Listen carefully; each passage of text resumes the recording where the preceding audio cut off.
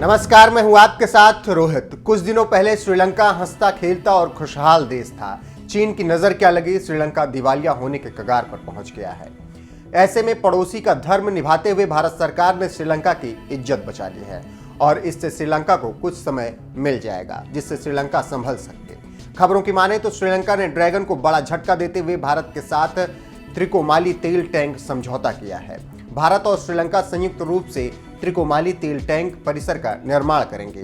विदेशी मामलों के जानकारों की माने तो यह काफी रणनीतिक रूप से शानदार समझौता है। इस समझौते के तहत Trinco petroleum terminal limited, Ceylon petroleum corporation और इंडियन ऑयल कॉरपोरेशन के साथ मिलकर 61 तेल टैंक विकसित करेंगे। इसके साथ ही साथ मोदी ने एक तीर से दो निशाना साध दिया है और कांग्रेस पर कटाक्ष भी किया है। आपको जानकारी देते चलें कि भारत के तमिलनाडु राज्य से बेहद करीब बन रहे इस तेल टैंक का सबसे पहले सपना पूर्व प्रधानमंत्री राजीव गांधी ने देखा था। श्रीलंका की गोटाबाया राजपक्षे सरकार की कैबिनेट ने त्रिकोमाली तेल टैंक प्रोजेक्ट को भारत के साथ मिलकर बनाने को मंजूरी दे दी है।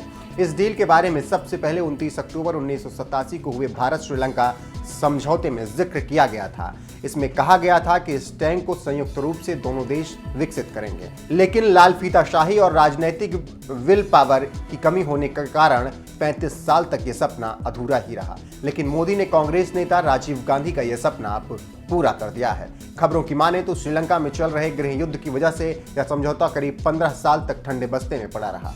उसके बाद 2002 में नॉर्वे की मध्यस्थता से गृह युद्ध खत्म हुआ। फिर ऐसी खबरें आई कि अमेरिका श्रीलंका के त्रिकोमाली बंदरगाह को नौसैनिक अड्डा बनाना चाहता है ताकि अफगानिस्तान में रसद को आसानी से पहुंचाया जा सके। यह तेल टैंक द्वितीय विश्व युद्ध के समय के पहले का है, जहां 10 लाख टन तेल रखा जा सकता है।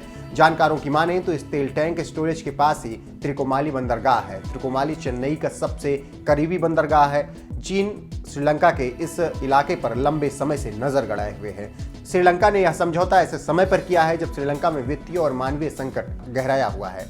चीन के कर्ज जाल की वजह से महंगाई रिकॉर्ड लेवल पर पहुंच गई है। खाद्य पदार्थों की कीमत में बेहताशा तेजी आई है और सरकारी खजाना तेजी से खाली हो रहा है। आर्थिक मामलों के जानकारों ने कहा है कि श्रीलंका की यह हालत उसकी गलती से हुआ है।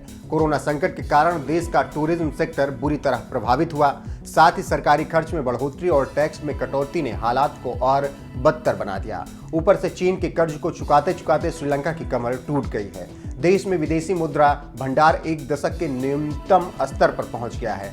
सरकार को घरेलू लोन और विदेशी बॉन्ड्स का भुगतान करने के लिए पैसा छापना पड़ रहा है और जनता को खाना नहीं मिल रहा है। इसी वजह से श्रीलंका की ये हालत हुई है। अब देखना होगा कि भारत से एक बड़ा समझौता कर श्रीलंका थोड़ा उबर पाता है या नहीं।